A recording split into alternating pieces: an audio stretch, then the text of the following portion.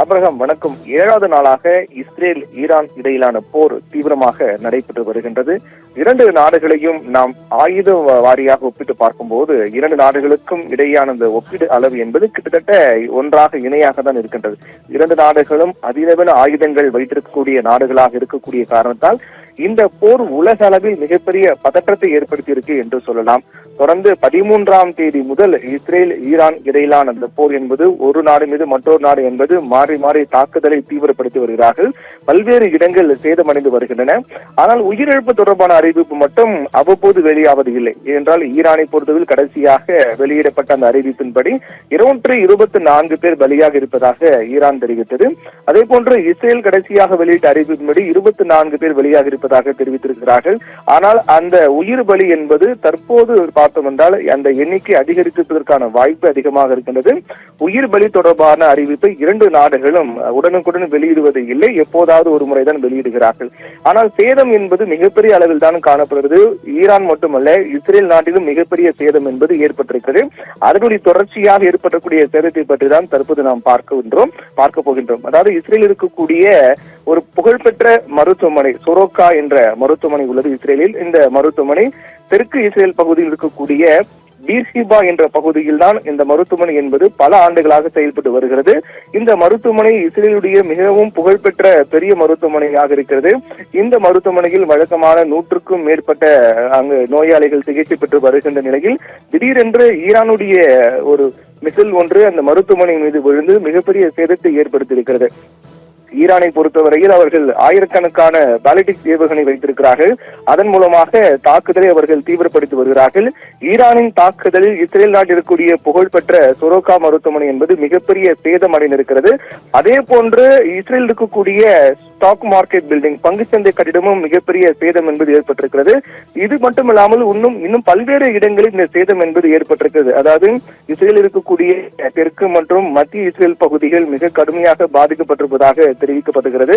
குறிப்பாக இந்த மருத்துவமனை மீது அந்த ஏவுகணை தாக்குதல் நடத்தப்பட்ட அந்த சமயத்தில் அந்த மருத்துவமனையில் வழக்கமான 100கணக்கான நோயாளிகள் அங்கு சிகிச்சை பெற்று வந்திருக்கிறார்கள். மருத்துவர்கள், நோயாளியுடன் வந்த உறவினர்கள் என 100கணக்கான பேர் அந்த மருத்துவமனை இருந்திருக்கிறார்கள். அப்போது ஏற்பட்ட இந்த தாக்குதல் காரணமாக மருத்துவமனை மிகப்பெரிய சேதம் அடைந்திருக்கிறது. அங்குடைய நோயாளிகள் இன்னும் கடுமையாக பாதிக்கப்பட்டிருக்கிறார்கள்.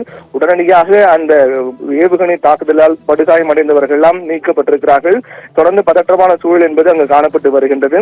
அதைத் தொடர்ந்து பங்குச்சந்தை கட்டிடமும் மிகப்பெரிய சேதம், மிக உயர்ந்த அந்த கட்டிடமாக இருக்கக்கூடிய பங்குச்சந்தை கட்டிடமும் மிகப்பெரிய சேதம் ஏற்பட்டிருக்கிறது.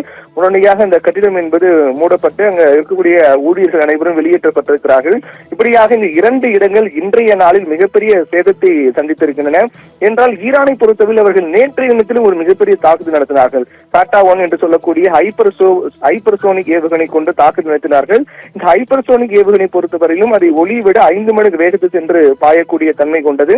மணிக்கு 18,000 கிலோமீட்டர் வேகத்தில் சென்று இலக்குகளை தாக்கக்கூடியது. அதனால் அது இஸ்ரேலில் இருக்கக்கூடிய அயன்டோம் வான் பாதுகாப்பு கவசத்தால் கூட அதை இடைமறித்து அழிப்பது என்பது மிகப்பெரிய சவால் நிறைந்த ஒன்றாக பார்க்கப்படுது. இப்படியாக இஸ்ரேல், ஈரான் என 2 நாடுகளும் தங்கள் கைவசம் இருக்கக்கூடிய அதிபயங்கரமான ஏவுகணைகளை கொண்டு தாக்குதலை நடத்தி வரக்கூடிய காரணத்தால் 2 நாடுகளுக்குமே மிகப்பெரிய சேதம் என்பதில் எந்தவித மாற்று கருத்தும் இல்லை. அதை தொடர்ச்சியாக தான் இஸ்ரேலில் இருக்கக்கூடிய அந்த வீடியோக்கள் எல்லாம் வெளியாக இருக்கிறது. இஸ்ரேல் நாட்டில் ஏற்பட்ட சேதங்கள் தொடர்பான வீடியோக்கள் எல்லாம் வெளியாக இருக்கிறது. அந்த வீடியோவில் நாம் பார்க்கலாம், அந்த மருத்துவமனை மீது அந்த ஏவுகணை கொண்டு தாக்கப்பட்டது, அதில் அடைந்த சேதம், அதைத் தொடர்ந்து அந்த பங்குச்சந்தை கட்டிடம் மீது நடத்தப்பட்ட தாக்குதல், அதன் மூலமாக ஏற்பட்ட சேதங்கள் தொடர்பான அந்த வீடியோ காட்சிகள் எல்லாம் வெளியாக இருக்கிறது. இஸ்ரேல், ஈரான் என 2 நாடுகளும் ஒருவருக்கொருவர் சளைத்தவர்கள் அல்ல. 2 நாடுகளும் முழு பலத்தோடு தீவிரமான போரில் ஈடுபட்டால் அது இன்னும் பல மடங்கு சேதத்தை ஏற்படுத்தும், பல உயிரிழப்புகள் அதிகரிக்கும் என்பதில் எந்தவித மாற்று கருத்தும் இல்லை. தொடர்ந்து 7வது நாளாக 2 நாடுகளும் மாறி மாறி தாக்கிக் கொண்டு வருகின்றன. அது இஸ்ரேலில் இருக்கக்கூடிய பாதிப்பு தொடர்பான வீடியோ காட்சிகளும் வெளியாக இருக்கிறது. அதைத் தொடர்ந்து ஈரான் இருக்கக்கூடிய பல்வேறு இடங்கள், குறிப்பாக யுரேனியம் செறிவூட்டப்படக்கூடிய மையமாக இருக்கட்டும், அதே போன்று ராணுவ தளங்கள் உள்ளிட்ட பல்வேறு இடங்களை குறிவைத்து இஸ்ரேல் மிக தீவிர தாக்குதலை மேற்கொண்டு வருகிறார்கள். அந்த தாக்குதலும் கூட ஈரான் மிக கடுமையாக பாதிக்கப்பட்டு வருகின்றது. உயிரிழப்புகளும் 2 நாடுகளிலும் நாளுக்கு நாள் அதிகமாகிக் கொண்டே போகின்றது. 2 நாடுகளும் முழு பலத்துடன் போரில் ஈடுபடுவதற்கான அந்த நடவடிக்கை தீவிரப்படுத்தியிருக்கிறார்கள் என்றுதான் தெரிய வருகிறது. அப்ரஹாம்.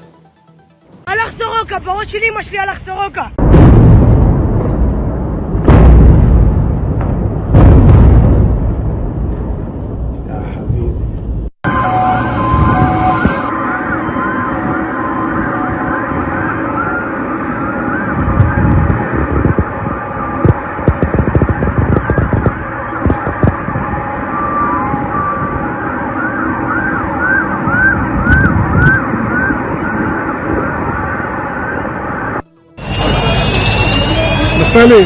איפה היית? איפה היית? תשמע פעם הבאה. מה? תשמע לי פעם הבאה. מה ישמע לך?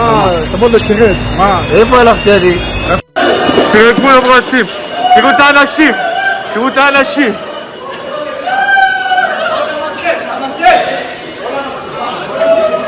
תראו. פה נפל הטיש. אתם לא נתנו לו البنانين صح البنانين אימא'לה, מה קורה בסורוקה?